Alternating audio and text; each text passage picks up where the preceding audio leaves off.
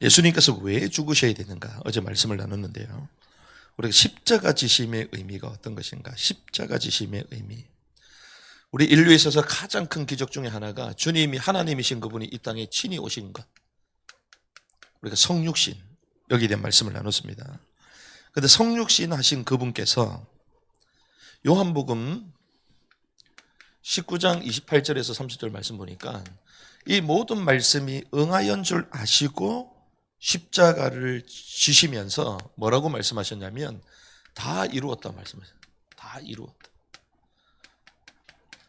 그런데 이 다 이루었다라고 말씀하신 이 상황이 십자가 지시면서 죽으시는데요. 십자가 지시면서. 근데 그 십자가 지시기 직전에 뭐라고 말씀하십니까? 다 이루었다. 이 말씀이 응하여 진 줄 아시고. 그럼 그 말이 무슨 말입니까? 십자가를 지어야지 말씀이 응해진다는 거예요. 십자가를 지어야지. 그러면 하나님이신 그분이 이 땅에 오셔서 십자가를 지시는 것이 하나님의 말씀을 이루는 것인데 그 말씀을 이루는 것이 너무나도 중요한 거예요. 그래서 그걸 갖다가 주님이 다 이루었다 말씀해요. 그래서 십자가 의미가 얼마나 큰 것인가. 주님의 말씀을 응함하고 연결이 됐다는 거예요. 그토록 중요한 것입니다. 그래서 이 모든 말씀이 응하신 줄 아시고 다 이루었다. 그러면 십자가 지심의 의미가 무엇인가? 십자가 지신 예수님. 오늘 본문에도 우리가 말씀 봤지만 이 말씀이 어디 있는 말씀이냐면 신명기 21장 23절에 있습니다.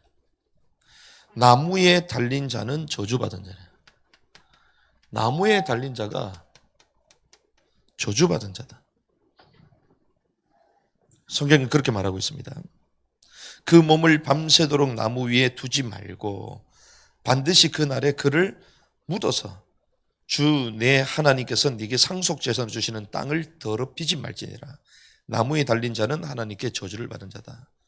바울이 나무에 달린 자는 저주를 받았다는 요 신명기 말씀을 알았을까요? 몰랐을까요?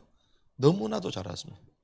그렇기 때문에 나사렛 예수 사람들이 추종하는데 그 나사렛 예수는 메시아가 될 수 없다라고 생각한 거예요. 왜? 저주받은 자이기 때문에. 저주받은 자이기 때문에. 그래서 나무에 달린 자는 저주받는 것이다. 저주받았다. 이렇게 말하는 거예요. 그래서 무덤 속에 묻지 않는 것 자체가 매달라는 자는 얼마나 수치입니까? 죽었음에도 불구하고. 그래서 예전에도 보면 적장들을 어떻게 합니까? 죽이고 나서 효수형 딱 걸어놓잖아요. 그 수치심과 모욕함과 저주함을 쫙 비치는 거예요. 그래서 너희들은 완전 끝났다. 죽었다. 너희도 이렇게 될 것이다. 반면교사와 함께 만드는 거죠. 그게 하나님께 저주를 받은 자들이다. 이렇게 고대시대 때도 생각했던 것입니다. 그런데 오늘 본문에 보니까 주님께서 친히 저주받은 자가 되신 거예요. 왜 그렇습니까? 우리를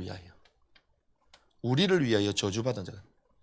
이 말은 무슨 말이냐면 우리가 죄로 인하여 저주받는 삶이 됐다는 것입니다. 이 저주를 처리해야 됐기 때문에 저주를 상징한 그 저주의 열매, 그 결과를 상징하는 그 나무의 비참한 그 인생을 통하여 우리 자신을 보여주시는 거예요. 그래서 성경은 이렇습니다. 그리스도께서 우리를 위해 저주가 되사. 우리를 위해 저주가 되사 율법의 저주. 근데 이 저주라는 이 근거가 무엇입니까? 그게 율법이에요, 율법. 율법이 있기 전에는 죄가 되지 않았습니다. 왜? 죄라는 개념이 없잖아요. 뭐가 죄인지 죄라는 판단 기준이 있어야 되잖아요. 그 기준이 율법이라는 것입니다.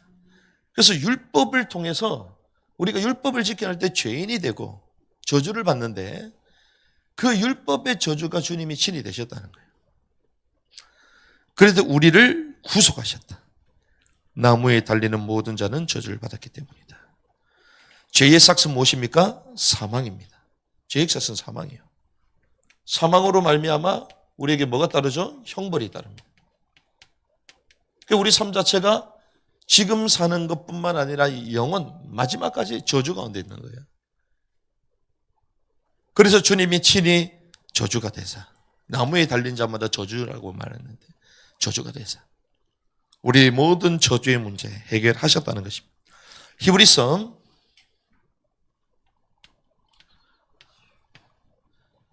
12장 2절. 우리의 믿음의 창시자여 또 완성자이신 예수님을 바라보자. 그분께서는 자기 앞에 놓인 기쁨으로 인해 십자가를 견디사 그 수치를 멸시하시더니 이제 하나님의 왕자 오른편에 앉으셨다. 수치를 멸시하셨다. 십자가의 그 모욕과 수치를 멸시하셨다. 이제 하나님의 왕자에 앉으셨다. 이 수치를 넘어 주님은 왕자에 앉으셨습니다. 빌립보서 2장 8절에 보니까 이 일을 하시기 위하여 죽기까지 순종하십니다. 그래서 아버지께서 이 땅에 오신 것, 그 아들이 이 땅에 와서 하는 모든 일이요 아버지께 순종하는 것. 그래서 신앙생활의 마지막은 뭡니까? 순종이요. 아무리 말 잘하고 아무리 사역 잘해도 소용없습니다.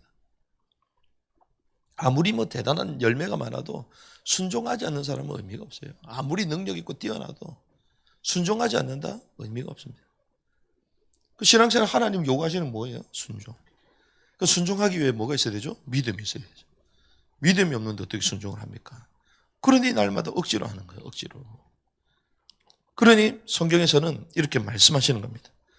그런데 주님이 말 그대로 누구를 위하여? 우리 죄 때문에, 우리 죄를 위하여 십자가를 지셨다는 것입니다. 고린도 전서 15장 3절에 보니까요, 주님은 성경대로, 성경에 그대로 나와 있습니다.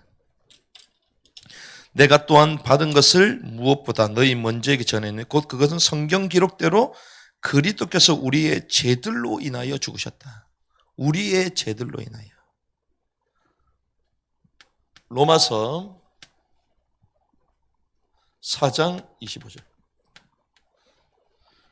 우리의 범죄로 인해 우리의 칭의로 일으켜지셨다. 이게 무슨 말이냐면요, 그분께서 우리의 범죄로 인하여 넘겨지셨으며 우리의 칭의를 위하여 다시 일으켜주셨다. 우리의 범죄를 해결함으로써 우리를 어떻게 이제 의롭다고 말씀하시는 거예요. 칭의. 그리스도의 죽으심을 믿는 자들은 생명과 성령의 법으로 죄와 사망의 법에서 해방된 줄 믿습니다. 모든 죄와 사망의 법 가운데 우리가 있었는데 그리스도께서 이 문제를 해결하시기 위하여 십자가에 대신 죽으셨다. 그걸 믿을 때에 우리에게 의롭다 하시는 그 하나님의 칭의가 효력으로 발생된다는 것입니다. 갈라디아서 1장 4절. 그분께서 하나님 곧 우리 아버지의 뜻에 따라 이 악한 현 세상에서 우리를 건지시려고 우리의 죄들로 인하여 자신을 주셨다. 죄에서 건지심, 죄에서 벗어난 줄 믿습니다. 또한 죄들에게서도 계속 건져시는 줄 믿습니다. 고린도 후서 5장 21절. 하나님께서 죄를 알지 못한 그분을 우리를 위하여 죄가 되게 하신 것은 우리가 그분 안에서 하나님의 의가 되게 하는 하나님의 의. 우리가 어떻게 의로울 수 있습니까? 그런데 하나님의 의, 하나님이 의롭다 하시는 의가 되기 위함이다. 사람이 말하는 것이 아니라 하나님이 친히 의롭다고 말씀하시는 거예요. 디모데전서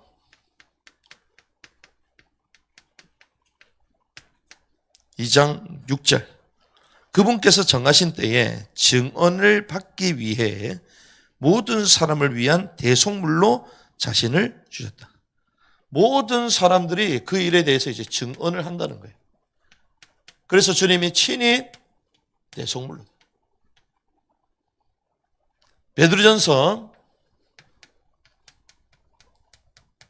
2장 24절. 친히 나무에 달려 자신의 몸으로 우리의 죄들을 지셨으니. 그래서 우리가 저주받을 필요가 있습니까? 필요가 없다는 거예요.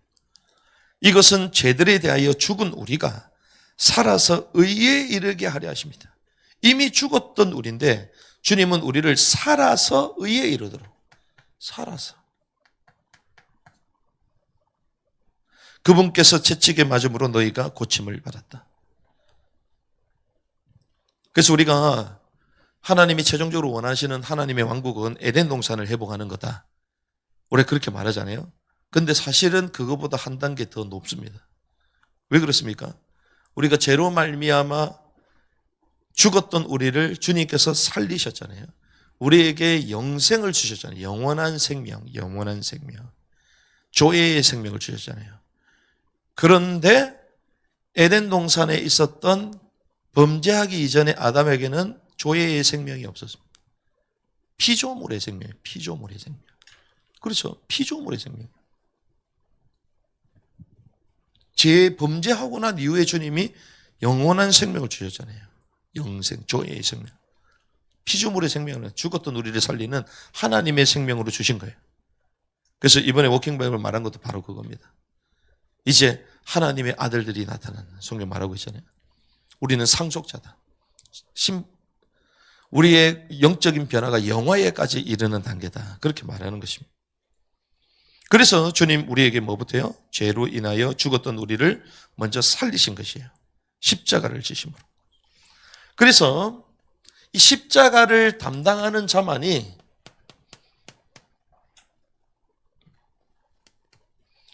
그리스도라고 볼 수 있습니다. 성경은. 그래서 십자가로 그리스도의 일을 감당했던, 십자가로 그리스도의 일을 감당했다. 히브리서 9장 12절. 염소와 송아지의 피가 아니라 자기 때에 힘입어 단 한 번 거룩한 곳에 들어가사 우리를 위하여 영원한 구속을 얻었느니라. 그리스도의 피, 그리고 그 피로 말미암는 거룩함. 구속인데 어떤 구속요? 영원한 구속. 히브리서 10장 19절에서 20절. 그러므로 형제들아 우리가 예수님의 피를 힘입어 새롭고 살아있는 길로 지성소에 들어갈 담대함을 얻었는데 이 길은 그분께서 우리를 위하여 휘장 곧 자기의 육체를 통해 거룩히 구분하는 것이다. 지성소는 대제사장이 1년에 한 번씩 들어가잖아요. 죄를 가지고 있으면 죽습니다, 거기서. 근데 지성소에 들어갈 담력, 그 말은 죄 문제가 완전히 해결됐다는 거예요. 누구로 인하여? 그리스도로 인하여. 지성소에 들어갈 담력으로 돼요. 그리스도를 믿는 믿음이 우리 삶에 진정한 확신으로 적용되는 줄 믿습니다. 그래서 우리에게 모든 죄의 문제가 완전 해결됐다는 거예요. 이걸 말씀하시는 거예요. 골로새서 1장 20절.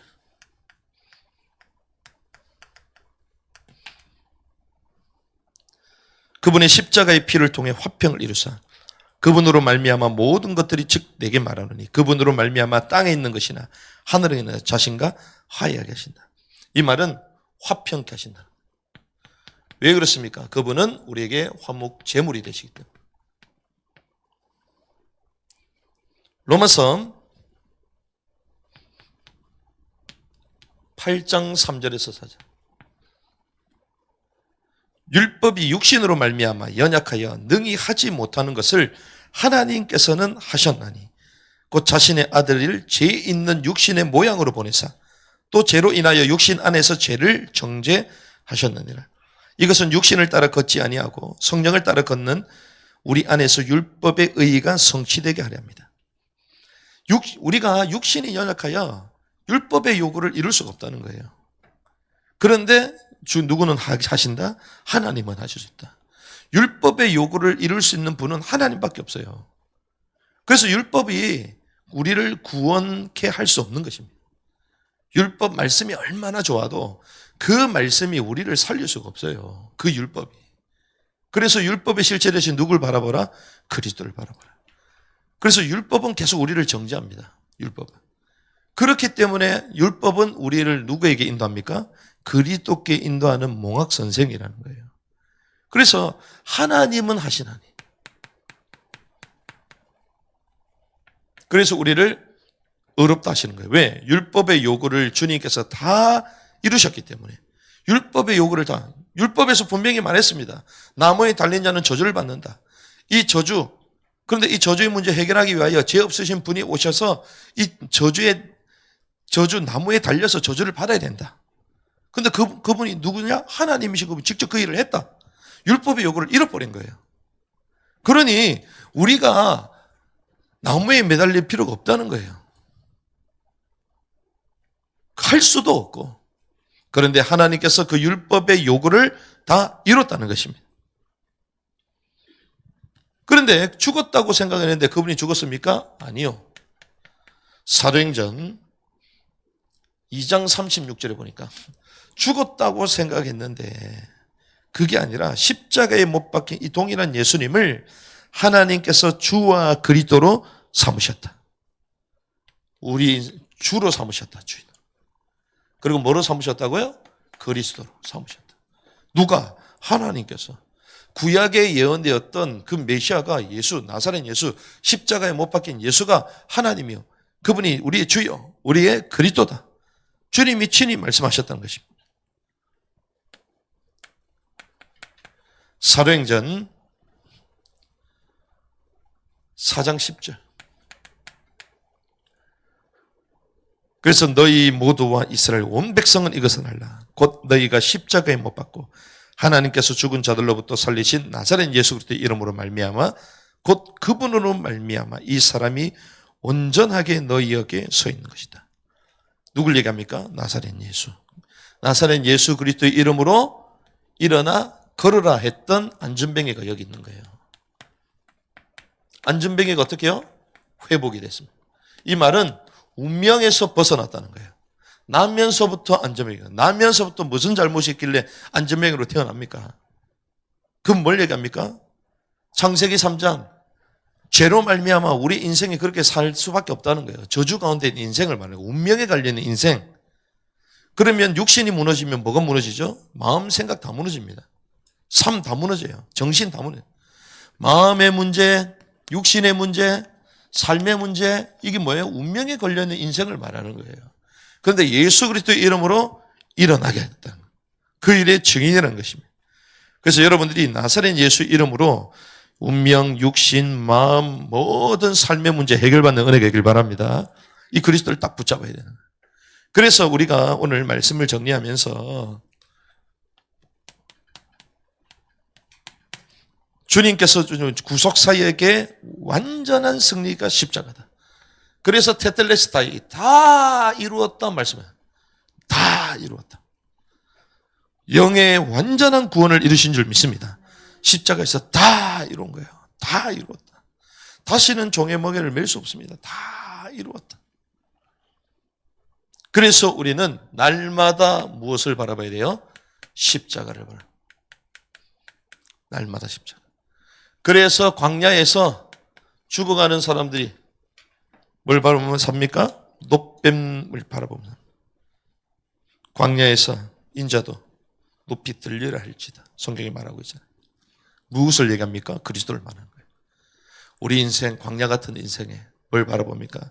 놋뱀 대신 그리스도를 바라보는 거예요. 보기만 살아. 그런데 보지를 않아. 보기만 하면 되잖아요. 고개만 들면 되는데 고개가 뻣뻣해가지고 쳐다보질 않네. 똑 쳐다보면 끝나는데. 그렇죠. 안 쳐다보고 그냥 땅에 것만 생각해. 계속 문제만 쳐다보고 있어요. 그리스도 바라보면 살 줄 믿습니다. 그래서 십자가 지시며 오늘 하루도 이 말씀 붙들고 승리하기를 주님의 이름으로 축복합니다.